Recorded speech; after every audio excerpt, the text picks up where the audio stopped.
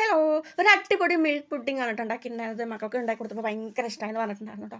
ശരിക്കും നല്ല taste ആയിരുന്നിട്ടുണ്ടായിരുന്നത്. Just ഒരു 10 മിനിറ്റത്തെ കാര്യമുള്ളൂ ട്ടോ. നല്ല ടേസ്റ്റി ആയിട്ടുള്ളൊരു മിൽക്ക് പുഡിങ് ഉണ്ടാക്കാം ട്ടോ. അപ്പോൾ അതെങ്ങനെ ഉണ്ടാക്കിയെന്ന് വെച്ചാൽ ഒരു ഗ്ലാസ് പാൽ ഞാൻ എടുത്തിട്ടുണ്ടായിരുന്നുള്ളൂ ട്ടോ. അതിലോട്ട് കുറച്ച് പഞ്ചസാര ഇട്ട് കൊടുത്ത് പാൽ പൊടിയാണ് ട്ടോ ഇട്ട് കൊടുത്തിട്ടുള്ളത്. അത് ഇട്ട് കൊടുത്ത് നന്നായി ഒന്ന് മിക്സ് ചെയ്ത് നന്നായി കുറുക്കി എടുക്കുക ട്ടോ. വേണമെങ്കിൽ ഒരു സ്പൂൺ അരിപ്പൊടി ഇട്ട് കൊടുക്കുക ട്ടോ. അപ്പോൾ പെട്ടെന്ന് കുറുകി വരും.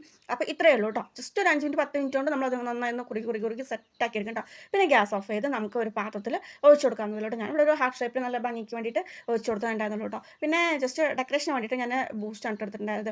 അത് ഹാർട്ട് ഷേപ്പാണ് ഞാൻ ഉദ്ദേശിച്ചിട്ടുണ്ടായിരുന്നത്. പക്ഷേ അത് ചെയ്ത് വന്നപ്പോൾ എന്തൊക്കെയോ ഷേപ്പായി പോയിട്ടുണ്ടായിരുന്നു കേട്ടോ.